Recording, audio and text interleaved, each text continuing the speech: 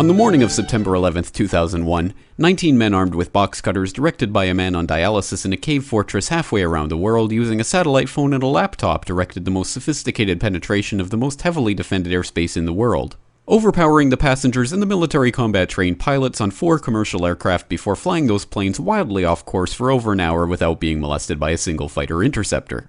These 19 hijackers, devout religious fundamentalists who like to drink alcohol, snort cocaine, and live with pink-haired strippers, managed to knock down 3 buildings with 2 planes in New York. While in Washington, a pilot who couldn't handle a single-engine Cessna was able to fly a 757 in an 8,000-foot descending 270-degree corkscrew turn to come exactly level with the ground, hitting the Pentagon in the budget analyst office where DoD staffers were working on the mystery of the $2.3 trillion that Defense Secretary Donald Rumsfeld had announced missing from the Pentagon's coffers in a press conference the day before, on September 10th, 2001.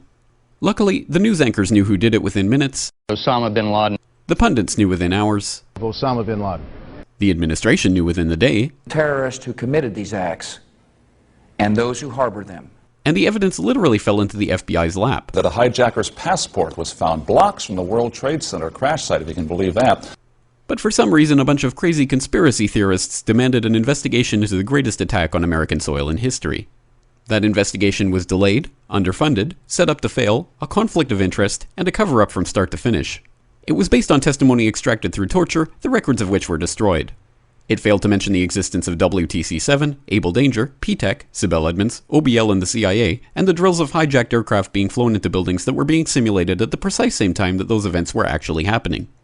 It was lied to by the Pentagon, the CIA, the Bush administration, and as for Bush and Cheney, well, no one knows what they told it because they testified in secret, off the record, not under oath, and behind closed doors. It didn't bother to look at who funded the attacks because that question is ultimately of little practical significance. Still, the 9/11 Commission did brilliantly, answering all of the questions the public had, except most of the victims' family members' questions, and pinned blame on all the people responsible, although no one so much as lost their job, determining the attacks were failure of imagination. Because nobody in our government, at least, and I don't think the prior government that could envision flying airplanes into buildings. Except the Pentagon, FEMA, NORAD, and the NRO. The DIA destroyed 2.5 terabytes of data on Able Danger, but that's okay because it probably wasn't important. The SEC destroyed their records on the investigation into the insider trading before the attacks, but that's okay because destroying the records of the largest investigation in SEC history is just part of routine record keeping. NIST has classified the data that they used for their model of WTC-7's collapse, but that's okay because knowing how they made their model of the collapse would jeopardize public safety. The FBI has argued that all material related to their investigation of 9/11 should be kept secret from the public, but that's okay because the FBI probably has nothing to hide. This man never existed, nor is anything he had to say worthy of your attention, and if you say otherwise, you are a paranoid conspiracy theorist and deserve to be shunned by all of humanity. Likewise him, and her. And her, and her, and him. Osama bin Laden lived in a cave fortress in the hills of Afghanistan, but somehow got away. Then he was hiding out in Tora Bora, but somehow got away.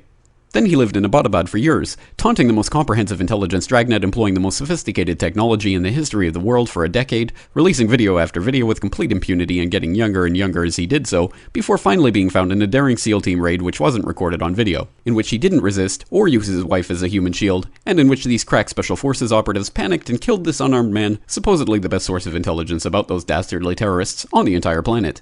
Then they dumped his body in the ocean before telling anyone about it. Then a couple dozen of that team's members died in a helicopter crash in Afghanistan. This is the story of 9/11, brought to you by the media which told you the hard truths about his head could be seen to move violently forward. And they took the babies out of the incubators. And mobile production facilities. And the rescue of Jessica Lynch. If you have any questions about this story, you are a batshit paranoid tinfoil dog-abusing baby hater and will be reviled by everyone.